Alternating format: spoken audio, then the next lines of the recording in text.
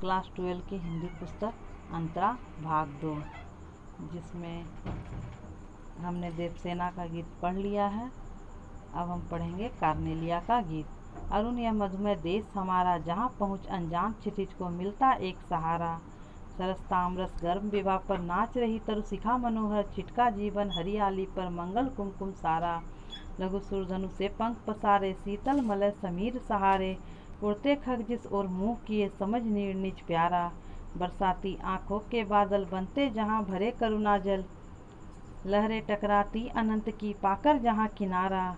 हेम कुंभ ले उषा सवेरे, भरती ढुलकाती सुख मेरे। मंदिर उठते रहते जब, जगकर रजनी भर तारा। कार्नेलिया का गीत जयशंकर प्रसाद के नाटक चंद्रगुप्त से लिया गया है। सिकंदर के सेनापति सेल्यूकस की बेटी कार्नेलिया इस गीत के माध्यम से भारत देश की गौरव गाथा, प्राकृतिक सौंदर्य और संस्कृति का गुणगान कर रही है। सिंधु नदी के तट पर बैठी कार्नेलिया कहती है कि भारत देश मिठास एवं लालिमा अर्थात उत्साह से परिपूर्ण है। इस देश में सूर्योदय का दृश्य अत्यंत आकर्षक एवं मनोहारी है।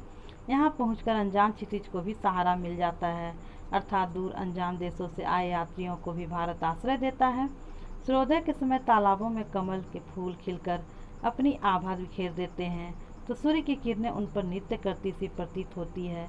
यहाँ का जीवन सुंदर, सरल एवं मनोहारी दिखाई देता है। भारत की हरियाली से युक्त भूमि पर सूर्य की लालिमा ऐसी लगती है जैसे सर्वत्र मांगलिक कुमकुम बिखरा हुआ हो। प्रातःकाल मलय पर्वत की शीतल मंद सुगंधित पवन का सहारा लेकर इंद्रधनुष के समान सुंदर पंख को फैलाकर पक्षी भी जिस ओर मुँह करके उड़ते दिखाई देते हैं, वही उनके घोंसले हैं, अर्थात वे भारत को ही अपना घर मानते हैं।